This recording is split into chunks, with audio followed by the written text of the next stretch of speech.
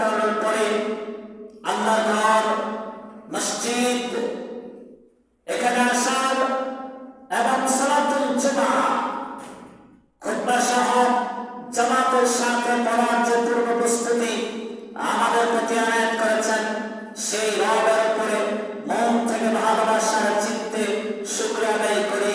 জোরে সোরে বলি আলহামদুলিল্লাহ। আলহামদুলিল্লাহ। দুরূদ তাসলিম সাইয়্যিদুল কাওনাইন আশরাফুল আম্বিয়া লেজিসলেটিভ পাওয়ার, যাকে আল্লাহ শরীয়ত পূর্ণতা বানিয়েছেন, যিনি আসমান এবং জমিনের মধ্যে সকল সৃষ্টি জগতের মধ্যে শ্রেষ্ঠত্ব, চরিত্রবান, শ্রেষ্ঠ আদর্শ ব্যক্তিত্ব, বিশ্ব মানবতার মুক্তির দূত জনাব রাসূলুল্লাহ সকলে বলি সাল্লাল্লাহু আলাইহি ওয়াসাল্লাম। সম্মানিত মুসলিম کرام, আপনারা সবাই কেমন আছেন? আলহামদুলিল্লাহ। আল্লাহ তাআলা আমাদেরকে সুস্থ রেখেছেন। এটার সবচেয়ে বড় উদাহরণ আমরা আল্লাহর ঘর মসজিদে সময় মতো এসে উপস্থিত হতে পেরেছি, ঠিক না ঠিক? আমরা সুস্থ আছি, এটা আরো প্রমাণ দেয় আল্লাহর কাজ। আল্লাহ যখন ডেকেছেন আমাদেরকে হাইয়া আলাস সালাম হাইয়া আলাল ফালাহ, যখন আল্লাহ আমাদেরকে ডাক দিয়েছেন, ডাক দেওয়ার সাথে সাথে সবাই বিলম্ব না করে, সবাই খেপার না করে আমরা আল্লাহর ডাকে সাড়া দিয়া আল্লাহর ঘর মসজিদ বাইতুল্লাহ এসে আমরা জুমার খুতবা সহ জুমার 2 রাকাত সালাত জামাত আদায় করার প্রস্তুতি হিসেবে আল্লাহর ঘর মসজিদে প্রথম কাতারে বসার যে তৌফিক আনায়ত করেছেন, সেই সস্তা দরবারে আরো বেশি করে মনোজার করে ভালোবাসা দিয়ে আল্লাহকে খুশি করার স্বার্থে শুকরিয়া আদায় করি আলহামদুলিল্লাহ। যদি কোনো আল্লাহর বান্দা শুকরিয়া আদায় করে সুবহানাল্লাহ আলহামদুলিল্লাহ, এই দুইটা বাক্য আল্লাহর কাছে সবচেয়ে বেশি পছন্দের, কারণ আল্লাহ তাআলা তার দোস্তকে শিখিয়ে দিয়েছেন, হে আমার দোস্ত, ও আমার বন্ধু, আপনি নিজে আমাকে এইভাবে ডাকুন, সুবহানাল্লাহি ওয়া বিহামদিহি সুবহানাল্লাহিল আযীম সুবহানাল্লাহি ওয়া বিহামদিহি সুবহানাল্লাহিল আযীম। আপনি যখন আমাকে এইভাবে ডাকবেন, আমি আল্লাহ তাআলা আপনার কাছে বিনয়ের সাথে উপস্থিত হয়ে যাব, বলুন সুবহানাল্লাহ। সম্মানিত মুসলিম کرام, আল্লাহ তাআলার শুকরিয়া প্রতিনিয়ত আকাশে পাতালে পানির নিচে ভূগর্ভে যে যেখানেই থাকো না কেন, যদি তুমি জীবিত থাকো, যদি তোমার শ্বাস প্রশ্বাস আদান করে, তুমি যদি শ্বাস প্রশ্বাস নিতে পারো, সক্ষমতা থাকে, তাহলে তোমার শ্বাস প্রশ্বাসে যাতে অন্য কোনো দূষিত কাজ না হয়ে আল্লাহর দেওয়া জিকিরের কাজ যদি তোমার শ্বাস প্রশ্বাসে চলতে থাকে, আল্লাহ তাআলা তোমাকে এই উসিলায় জান্নাতুল ফেরদাউস দান করে দেবেন, নিজেই ওয়াদা করেছেন, বলুন সুবহানাল্লাহ। সম্মানিত মুসলিম کرام, আমরা আজকে আলোচনা শুনব আল্লাহ তাআলা সমস্ত কিছুর মালিক, তিনি সমস্ত কিছু দিতেও পারেন, তিনি সমস্ত কিছু নিতেও পারেন। বান্দা কার কাছে যাবে, বান্দা সব সময় কার উপরে নির্ভর থাকবে, নির্ভরশীলতা কার উপরে থাকতে হবে, এই বিষয়গুলো আমাদের ক্লিয়ার করার দরকার আছে না নাই? সম্মানিত মুসলিম کرام, আল্লাহ তাআলা আমাদেরকে কোরআনুল কারীমের সূরাতুল ফাতিহাতে শিখিয়ে দিয়েছেন, ইয়াকা না'বুদু, শুধুমাত্র আমার ইবাদত করো, বলো শুধুমাত্র আমার ইবাদত করো। আবার বান্দা তুমি এই কথা পাশাপাশি বলার জন্য শিখিয়ে দিয়েছে, ওয়া ইয়াকা নাস্তাঈন, শুধুমাত্র আমার কাছেই সাহায্য চাও, কারণ আমি ছাড়া তোমাকে কেউ সাহায্য করার মতো এই পৃথিবীর মধ্যে দ্বিতীয় কোনো ব্যক্তি আমি রাখি নাই, ঠিক কিনা? সম্মানিত মুসলিম کرام, এর জন্য অবশ্যই সর্ব বিষয়ে সর্বক্ষেত্রে আমরা সাহায্য চাব, ইবাদত করব, একমাত্র আল্লাহ সাহায্য চাব, একমাত্র আল্লাহর কাছে নির্ভরশীল থাকবো আমরা আল্লাহর উপরে, কারণ আল্লাহ ছাড়া আর কারো উপরে নির্ভরশীল থাকার মতো দ্বিতীয় কোনো ব্যক্তিত্ব পৃথিবীর জমিনে আকাশে পাতালে কোথাও নাই, ঠিক কিনা? আমার বন্ধুগণ, কোরআনুল কারীমের মধ্যে আল্লাহ সুবহানাহু ওয়া তাআলা সূরাতুল বাকারার মধ্যে কত সুন্দর করে আলোচনা লিল্লাহি মা ফিস সামাওয়াতি ওয়া মা ফিল আরদি ওয়া ইন তুবদু মা ফি আনফুসিকুম আও তুখফুহু ইউহাসিবুকুম বিহিল্লাহ ফায়াগফির লিমান ইয়াশাউ ওয়া ইউ'আযযিবু মান ইয়াশাউ ওয়াল্লাহু আলা কুল্লি শাইইন qadir। জোরে সোরে আল্লাহু আকবার। লিল্লাহি মা ফিস সামাওয়াতি ওয়া মা ফিল আরদ, বিশাল আকাশ বিশাল জমিন সমস্ত কিছু পরিচালনা করেন কে? আল্লাহ। আমার কথা আপনাদের কথা কারো কথা নয়, আল্লাহ নিজেই বলতেছেন লিল্লাহি মা, আল্লাহ নিজে বলতেছেন ফিস সামাওয়াতি ওয়া মা ফিল আরদ, এই আকাশ এই জমিনের একমাত্র মালিকানা আমি, এই সমস্ত কিছু পরিচালনা আমি আল্লাহ করি, ঠিক কিনা? আল্লাহ তাআলা এই সব কিছু পরিচালনা করতে যে তিনি তার পয়গম্বর পৃথিবীর জমিনে আদম আলাইহিস সালাম থেকে শুরু করে আমাদের বিশ্বনবী মুহাম্মদ রাসূলুল্লাহ সাল্লাল্লাহু আলাইহি ওয়াসাল্লাম পর্যন্ত পর্যায়ক্রমে অনেকগুলো নবী প্রেরণ করেছেন, অনেকগুলো নবী দুনিয়াতে পাঠিয়েছেন। তাদের একটাই লক্ষ্য, তাদের একটাই কাজ ছিল, তারা একটাই কথা বলেছে, রব্বি আল্লাহ, আল্লাহ ছাড়া কেউ তোমাদের রব নয়, আমারও রব হচ্ছে কে? আল্লাহ। কে? আল্লাহ। আমরা যা কিছু করব সমস্ত কিছু কার আড়ালে করব? আল্লাহর আড়ালে। আল্লাহ শিখিয়ে দিচ্ছেন, বান্দা হে, আমার কাজগুলো আমার আড়ালের বাইরে যদি তোমরা কোনো কিছু করতে চাও, কখনোই তোমাদের পক্ষে সেই কাজটুকু করা সম্ভব হবে না। কেননা আমি আল্লাহ তাআলা তোমাদেরকে চাইলে পৃথিবীতে রাখতে পারি, আবার চাইলে পৃথিবী থেকে উঠিয়ে আনতেও পারি, ঠিক কিনা? তাহলে তোমার কিছুই নাই। ওয়া মা ফিল আরদ, এই জমিনটা আমি পরিচালনা করি, এই জমিনের নেতৃত্ব কর্তৃত্ব সব কিছু আমি আল্লাহ। কেননা আমি আল্লাহ ছাড়া এই জমিনে যা কিছু তোমরা দেখতে পাও সমস্ত কিছু আমার কাছে মুখাপেক্ষী। আমি আল্লাহ কারোর কাছে কখনো কোনোদিন মুখাপেক্ষী ছিলাম না, বর্তমানেও নাই, ভবিষ্যতেও আমি আল্লাহ কারোর কাছে কোনোদিন মুখাপেক্ষী থাকবো না, ঠিক কিনা? আল্লাহুস সামাদ, আল্লাহ কারো কাছে ধরা নাই। আমি আপনি কারো না কারো কাছে নত আছি, কারো কাছে ধরা আছি, ঠিক কিনা? আমি কারো কাছে নত আছি, কারো কাছে কোনো বিষয় না কোনো বিষয় আমি ধরা আছি, দুর্বলতা আমার আছে, কিন্তু আমার রব এমন একজন রব, আল্লাহু আহাদ। আসসালামু আলাইকুম। আল্লাহু আহাদ, বলুন এক আল্লাহ। আল্লাহ কোন অংশীদার আছে? নাই। আল্লাহুস সামাদ, তিনি কারো কাছে মুখাপেক্ষী নন, তিনি কারো কাছে তার সমকক্ষ কেউ নাই। লাম ইয়ালিদ ওয়া লাম ইউলাদ, তিনি কাউকে যতিনাকে কেউ জন্ম দেয় নাই, এবং ওয়া লাম ইউলাদ, তিনিও কাউকে জন্ম দেন নাই। তার মানে পৃথিবীতে তোমরা যে প্রাকৃতিক নিয়মে যে পরিবার গঠনগুলো দেখতে পাও, বাবা থেকে ছেলে আসে, ছেলে থেকে নাতি হয়, মেয়ে থেকে সন্তান হয়, নাতনি হয়, কখনো মেয়ে থাকে, কখনো বউ হয়, কখনো শাশুড়ি হয়। তুমি কখনো বাবা থাক, কখনো ছেলে থাকো, কখনো বাবা হও, কখনো দাদা হও, নানা হও।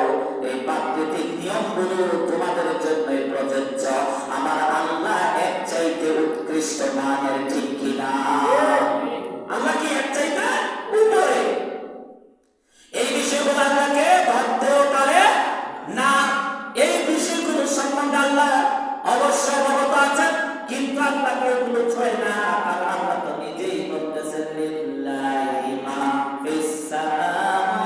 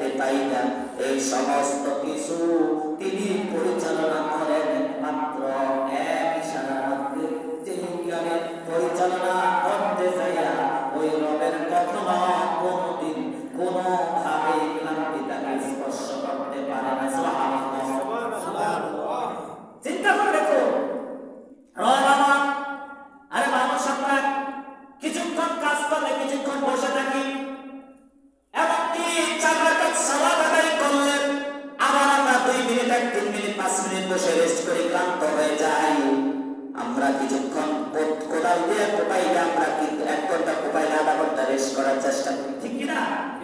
কেননা মানুষ আমরা ক্লান্ত। এদিক থেকে শিক্ষা নেওয়া দরকার যে আল্লাহ তাআলা অনন্তকাল থেকে, যে আল্লাহ তাআলা হিসাব ছাড়া সময় থেকে যিনি এই গোটা পৃথিবীটাকে পরিচালনা করতেছেন, আমাকে আপনাকে পরিচালনা করতেছেন, সে আল্লাহ কখনো কোনোদিন ক্লান্তের ছাপ দিনের মধ্যে পড়বে না। কারণ তিনি বলেছেন সমস্ত ক্লান্ত, সমস্ত ব্যস্ততা, সমস্ত অশান্তি থেকে আমি আল্লাহ তাআলা উচ্চ উপরে। সুবহানাল্লাহ। মানে আল্লাহ তাআলাকে কোনো ক্লান্তি ছুবে না। আল্লাহ তাআলা কখনো নিদ্রায় যাবেন না। আল্লাহ তাআলাকে কখনো নিদ্রায় স্পর্শ করতে পারে না। কেননা নিজেই তিনি নিজের পরিচয় দিচ্ছেন, মান যাল্লাযী ইয়াশফাউ ইনদাহু ইল্লা বিইذনিহি ইয়ালামু মা বাইনা আইদিহিম ওয়া মা খালফাহুম ওয়া লা ইউহীতুনা বিশাইইন মিন ইলমিহি ইল্লা বিমা শাআ ওয়াসি'a কুরসিয়্যুহু as-সামাওয়াতি ওয়াল আরদ ওয়া লা ইয়াউদুহু হিফযুহুমা ওয়া হুয়াল আলিয়্যুল আযীম। আল্লাহু আকবার। আমি শাহীন শাহ গোটা পৃথিবীটাকে, গোটা জমিনটাকে, সাগরটাকে, নবমণ্ডল, ভূমণ্ডল যেটা মাটির নিচে আছে তোমরা যেটা দেখতে পাও না, ওই জগৎটাকে আমি আমরা পরিচালনা করি। আমাকে কখনো কোনো নিদ্রা, কখনো কোনো ক্লান্তি ছাপ আমার মধ্যে থাকে না। তুমি এই আল্লাহর আনুগত্য করো, এই আল্লাহর দাসত্ব করো, যে আল্লাহ কখনো তোমাকে পরিচালনা করতে যাইয়া কোনোভাবেই তিনি কখনো ক্লান্ত হবেন না। এর জন্যই আল্লাহ বলেছেন তোমার যত কিছু চাওয়ার আছে, যা কিছু বলার আছে, সমস্ত কিছু তুমি আমাকে বলো, কেননা সামিআ আল্লাহু লিমান হামিদা। আছে না নাই? আছে। আল্লাহ তাআলা বলতেছেন বান্দা তুমি যা বলো তোমার রব সব কিছু শুনতে পায়। তুমি যেটাই বলো, খারাপ বলো, ভালো বলো, তুমি মুখে না বলো, সমস্যা নাই। অন্তরে তো বলতেছ। মানুষ যেটা শুনতে পায় না আল্লাহ সেটা শুনতে পায়, মানুষ যেটা দেখতে পায় না আল্লাহ সেটা দেখতে পায়। এই বিশ্বাসটুকু আমাদের আছে না নাই? আছে। কিন্তু আমরা থাকলে কি হবে? এই বিশ্বাসের উপর আমরা আমল করি না। আমরা মনে করি দরজা জানা বন্ধ আছে, যা করার করে না, কেউ দেখবে না। এই কথা বলি না? আমরা বলি না? বলি।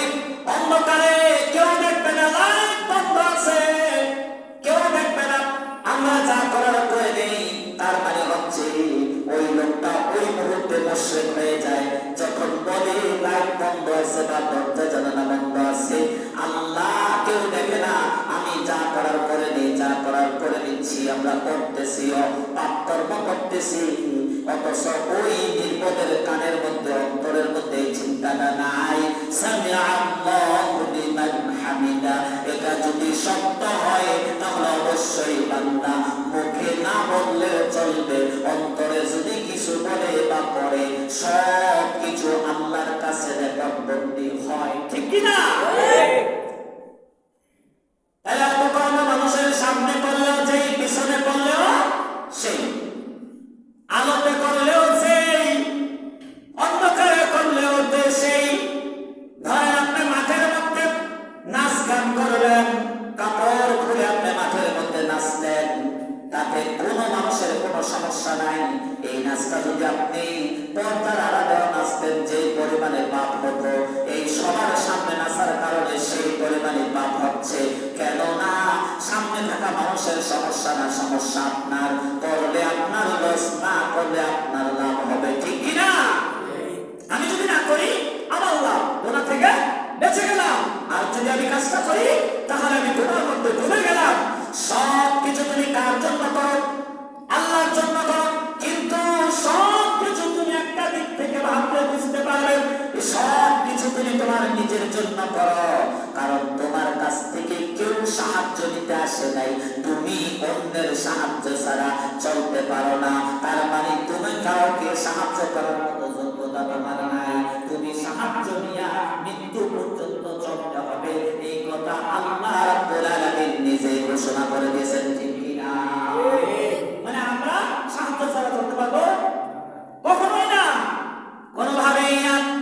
আমার বন্ধুগণ, ইব্রাহিম আলাইহিস সালামকে নমরুদ ইব্রাহিমের জীবনে সবচাইতে বেদনাময়, সবচাইতে দুঃখ, সবচাইতে কষ্ট বেশি নমরুদ দিয়েছেন। এই নমরুদ এক পর্যায়ে তো বলে ফেললেন, ইদা ক্বালা ইব্রাহিম, ও ইব্রাহিম, তুমি কেন আমাকে মানো না? তুমি কেন আমাকে, তুমি তো কেন আমাকে মানতে চাও না? তুমি কেন আমাকে বুঝতে চাও না? তার প্রমাণ, তার কিছু উদাহরণ আমাকে দাও। তুমি কি কারণে আমাকে মানো না, এই কারণটা তুমি দাও। তখন ইব্রাহিম আলাইহিস সালাম বলতেছেন যে ইউহয়িল মাউতা, আমার আল্লাহ তো মৃত্যু দেয়, তুমি কাউকে মেরে আবার জীবিত করে দেখাও দেখি। কখনো সম্ভব? আল্লাহ ছাড়া এই কাজ কেউ করতে পারবে না। আমার আল্লাহ, আমি তাকে আল্লাহ মানি। ইব্রাহিম বলতেছেন, আমি তাকে আল্লাহ মানি যে মানুষকে মৃত্যু দেয়, আবার জীবিত করে, আবার মানুষকে পৃথিবীতে পাঠায়, পৃথিবী থেকে আবার তুলেও নেয়। মরণ দেওয়া এবং মরণটা জীবিত করা যার কাজ, সে আল্লাহকে আমি মানি, তোমাকে মানি না। তখন বলতেছে ওই নমরুদ, তখন প্রত্যুত্তরে বলতেছেন, ক্বালা আনা উমীতু। আচ্ছা, তাহলে তুমি কাউকে কি পারবা কখনো মৃত্যু দিতে? ইব্রাহিম আলাইহিস সালাম নমরুদকে বলতেছেন, ক্বালা আনা, তুমি কি কখনো কাউকে পারবা মৃত্যু দিতে? তখন তার, তুমি যদি মৃত্যু কাউকে দিতে না পারো, তাহলে তোমাকে আমি মানি না, তোমাকে আমি মানি না। একজন আল্লাহ রাব্বুল আলামিন এই সূরাতুল বাকারার 252 নম্বর আয়াতের শেষ অংশে কথাটা বলে দিয়েছেন, যে ইব্রাহিমকে শিখিয়ে দিয়েছেন। দেখুন, ইরমালা ইব্রাহিম, ও ইব্রাহিম, তুমি বলো সূর্য যে কোন দিক থেকে? পূর্ব দিক থেকে। কোন দিক থেকে? পূর্ব দিক থেকে। আবার সূর্যটা অস্ত যায় পশ্চিম দিকে। নমরুদের মাথার উপরে প্রশ্ন ছড়ে দেওয়া হলো, নমরুদ, যেরকম আমার রব সূর্যটা পূর্ব দিক থেকে উদিত করে আবার পশ্চিম দিকে ডুবিয়ে দেয়, তুমি এর বিপরীত করে দেখাও। তার মানে তুমি মাশরিক, তুমি মাগরিব থেকে সূর্য উদিত করো, মাশরিকে নিয়ে ডুবিয়ে দাও দেখি। তার মানে তুমি পশ্চিম দিক থেকে সূর্য ওঠাও, পূর্ব দিকে ডুবিয়ে দেখাও। কখনোই নমরুদ হতভম্ব হয়ে গেল। তার বুদ্ধিদীপ্ত প্রশ্ন দেখে নমরুদ অবাক হয়ে গেল। আল্লাহ তাআলা এই ব্যাপারে বলতেছেন যে যারা জালিম হয়, যারা জালিম, যারা জুলুম করে, তাদেরকে কখনো আল্লাহ রাব্বুল আলামিন ছেড়ে দেন না। তার মানে ওয়াল্লাহু বিগাফিরিন আম্মা তা'মালুন, যারা গাফেল হয়, যারা পথভ্রষ্ট হয়, যারা নষ্ট হয়, যারা আল্লাহর হুকুম মানে না, যারা আল্লাহর বিরোধিতা করে, যারা আল্লাহর আইনের বিরোধিতা করে, যারা আল্লাহর দেওয়া বিধানের বিরোধিতা করে, আল্লাহ রাব্বুল আলামিন স্পষ্ট কথা বলে দিয়েছেন, তাদেরকে কিছু সময়ের জন্য ছাড় দেওয়া হলো, কখনোই তাদেরকে আল্লাহ ছেড়ে দিবেন না, ঠিক কিনা? কখনো ছাড়বেন না।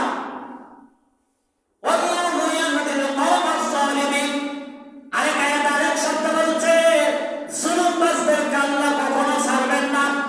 এখন আমাদের সমাজে কিছু মানুষ আছে যারা জুলুম করে, মানুষকে অত্যাচার করে, নির্যাতন করে, হাতে করুক, মুখে করুক, কাজে করুক, একটা না একটা দিক থেকে মানুষকে মেন্টালি টর্চারিং করে, অথবা হাতে টর্চার করে, না হয় তাকে ক্ষমতা দিয়ে টর্চার করে, না হয় তাকে জায়গা জমি দিয়ে টর্চার করে। একটা না একটা দিক থেকে মানুষ মানুষকে সব সময় টর্চারিং করার জন্য চিন্তা করে, ঠিক কিনা? কথা বুঝতে পারো না? আমার ভাইয়া, যারা সম্পদ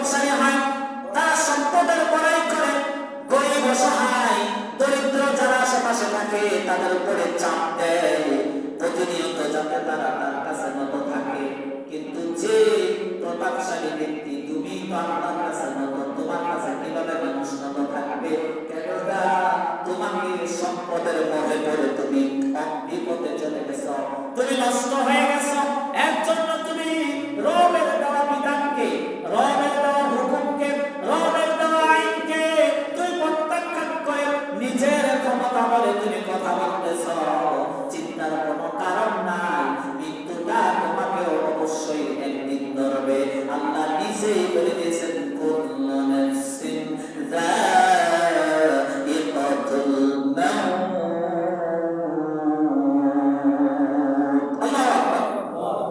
মানুষ মরবে, কথাটা সত্য না মিথ্যে? সত্য। তাহলে তারা মৃত্যুবরণ করবে, এটা যেমন সত্য।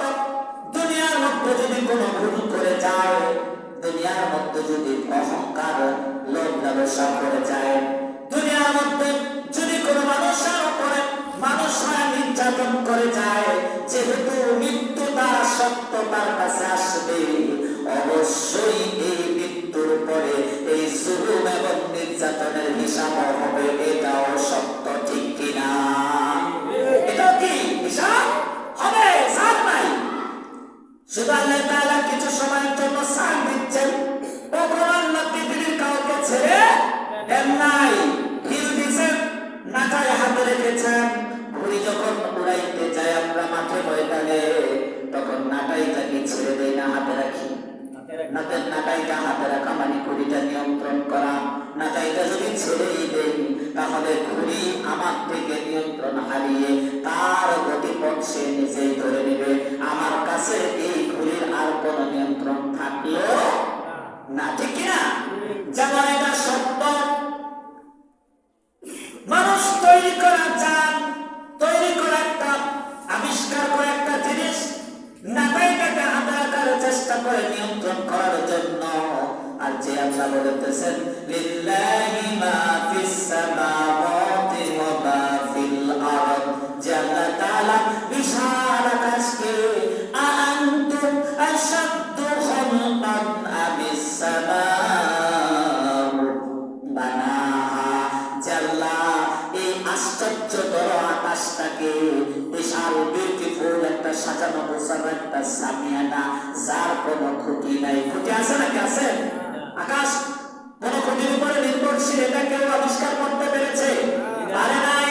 কারণ আকাশ তো নিজেই ঘোষণা দিচ্ছেন, আল্লাহ তো নিজেই ঘোষণা দিয়ে দিয়েছেন, আকাশকে আমি আনতুম আশাদ্দু খালকান আমিস সামাউ বানাহা, আমি আল্লাহ এই সাজানো গোছানো সামিয়ানা নামক আকাশটাকে খুঁটিবিহীন তোমার মাথার উপরে ঝুলন্ত করে দিয়েছি। সুবহানাল্লাহ। আসতে বল।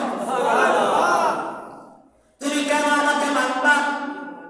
তুমি কেন আমাকে আমল করবা? তুমি কেন আমার দেওয়া বিধান মেনে চলবা? তার একটা কারণ, কারণ তুমি আমার দেওয়া সুবিধা ভোগ করে পৃথিবীর জমিনে চলতেছ, যার জন্য তুমি আমার দেওয়া সুযোগ সুবিধা খাইতেছ, করতেছ, এর জন্য তুমি আমাকেও মানতে বাধ্য থাকবা, ঠিক কিনা? আমার ভাইয়া, কিন্তু আমরা মানুষ হয়ে মানুষের উপরে, মানুষ হয়ে মানুষের উপর অত্যাচার নির্যাতন চালাই, স্টিমরোলার চালিয়ে দেই। একবার আমরা ভাবি না যে আমাদেরকে মৃত্যুবরণ করতে হবে, আমাদের জন্য রব আছে, আমাদের জন্য মালিকি ইয়াউমিদ্দিন,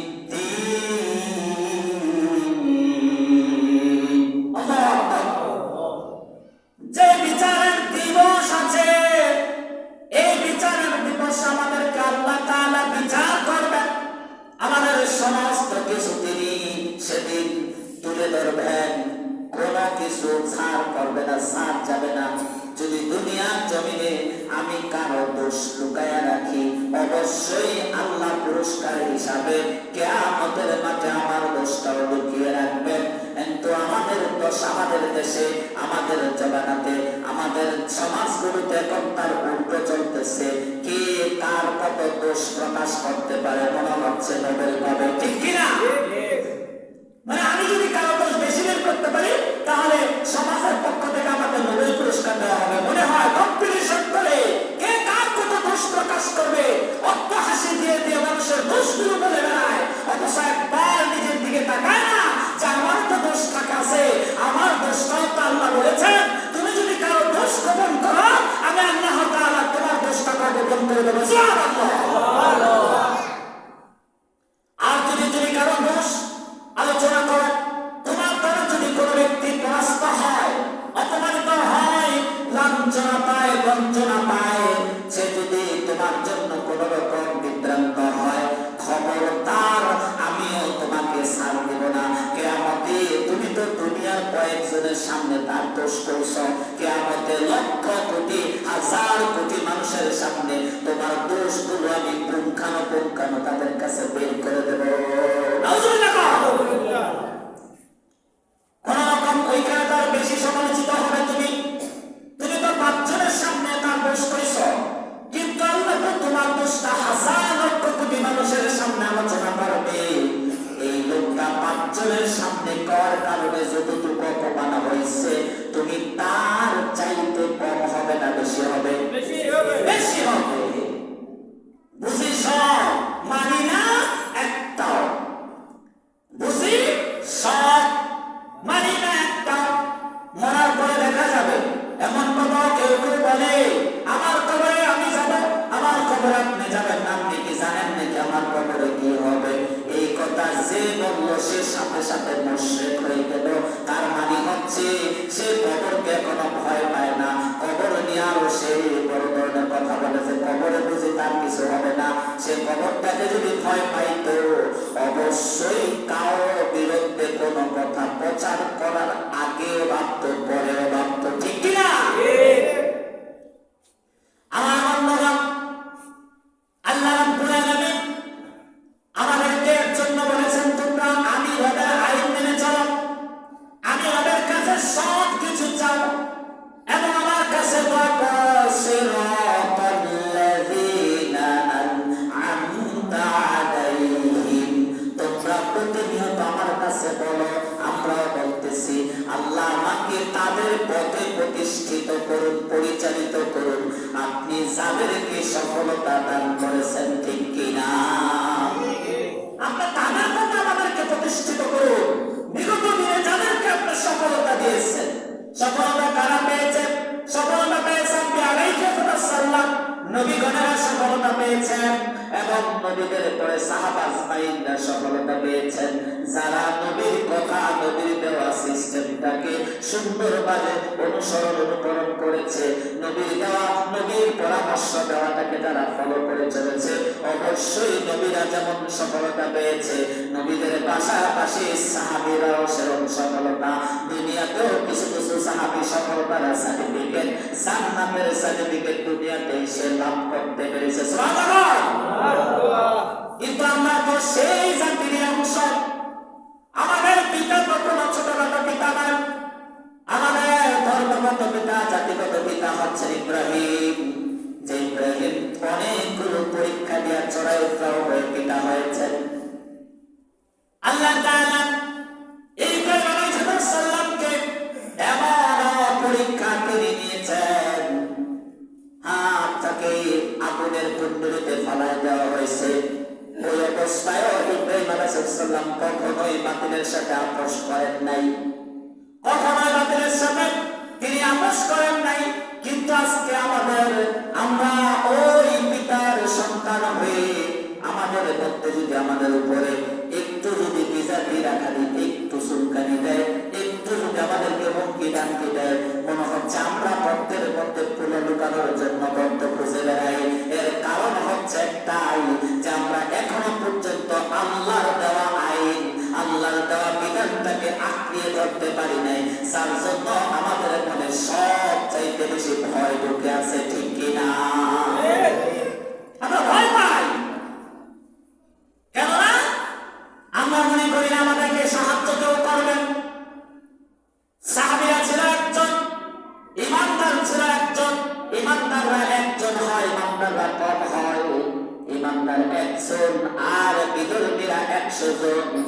তার মানে হচ্ছে ইমানদারের সাথে থাকে আল্লাহর সাহায্য, বিধর্মীদের সাথে কোনো আল্লাহর সাহায্য থাকে না।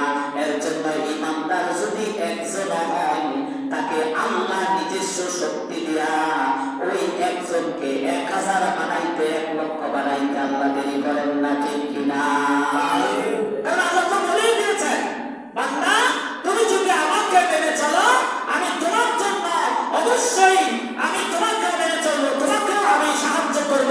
কেননা আমার কাছে তুমি 1 পা আগায় আসো, আমি তোমার দিকে 1 হাত আগায় দেব। বলুন সুবহানাল্লাহ। তুমি যদি আমার দিকে হেঁটে আসো, আমি তোমার দিকে দৌড়ায় যাব।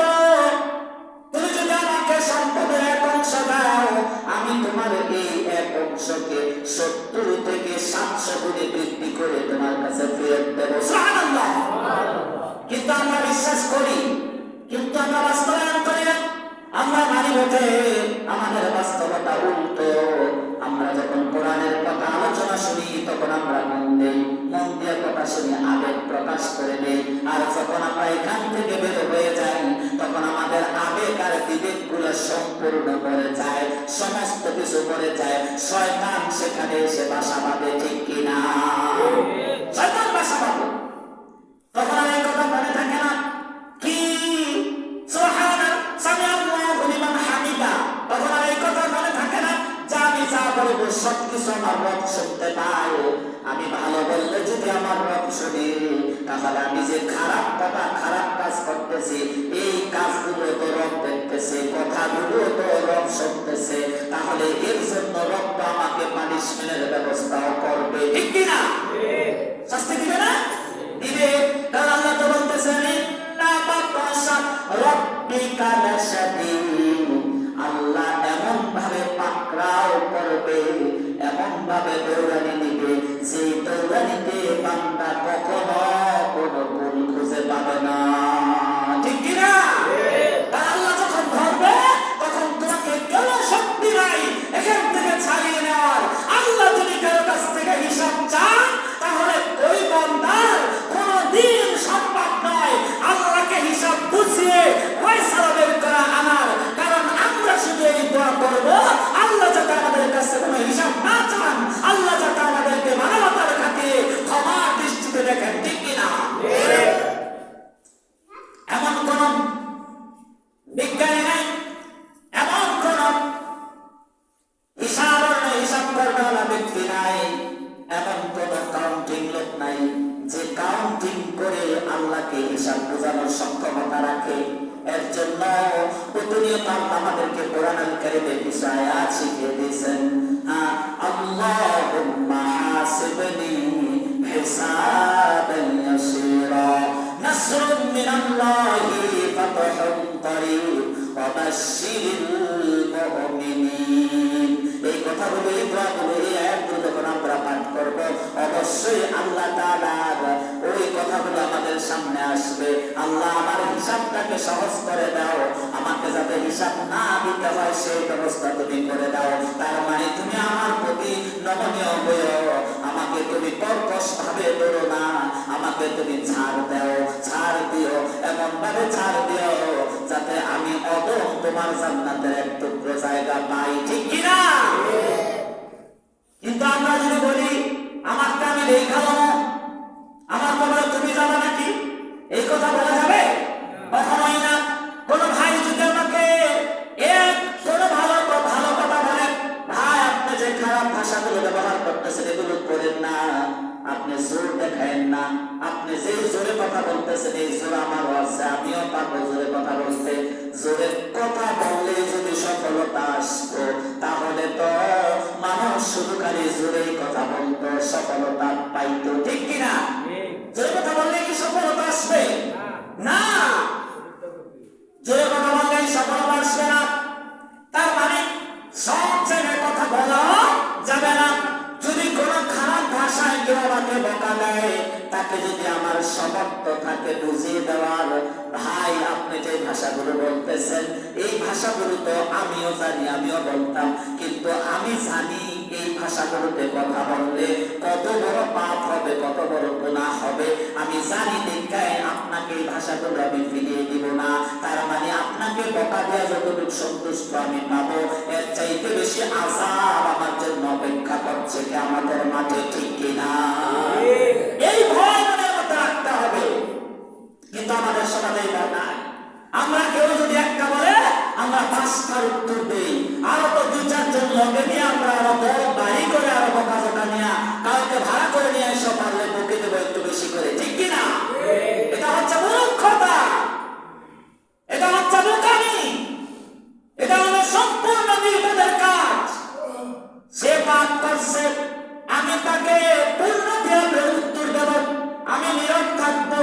নীরব থাকতে আল্লাহ তাআলা বলবেন, খুশি হয়ে আল্লাহ তাআলা বলবেন, দেখো ও আমার ফেরেশতারা এই বান্দাটাকে ওরা বকা দিয়েছে, তাকে তার মা মাসি নিয়ে বিভিন্ন ভাষায় আচরণ করেছে, অতএব তার সাথে যে আচরণ খারাপ আচরণ করেছে, কিন্তু তার মনটা কত শান্ত দেখো, যে সে এই খারাপ আচরণের কোনো প্রতিবাদ করে নাই, শুধু আমার কাছে সাহায্য চাইছে। তোমরা আমার ফেরেশতারা তোমরা শুনে রাখো, কিয়ামতের দিন এই বান্দাকে আমি আমি এই বান্দাকে সফলকারী হিসাবে ইমানদার হিসাবে কবুল করে নিলাম। বলুন সুবহানাল্লাহ। তাই বলি আমরা সাহায্য চাবো কার কাছে? আল্লাহর কাছে। কারণ আল্লাহ আমাদেরকে মৃত্যু দেন, আল্লাহ আমাদেরকে জীবিত করেন, আল্লাহ আমার রিজিক দেন, আল্লাহ আমার রিজিক তুলেও দেন। সমস্ত কিছু আল্লাহর কাছ থেকে আসে, আল্লাহ ছাড়া কেউ কোনো কিছু করতে পারেন না।